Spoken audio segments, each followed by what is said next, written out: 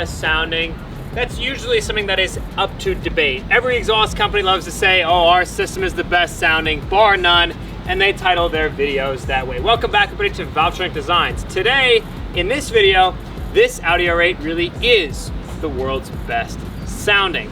When you talk about a catback configuration, the objective in this video today is as follows. It's going to be a longer form video. We really want to showcase the experience you get with this Audi R8. We're going to do some airstrip runs, we're going to go drive around a little bit, and it's going to be minimal talking. I'll yap a little bit because I'm pretty good at that. But the objective is to showcase why this R8 is the world's best sounding.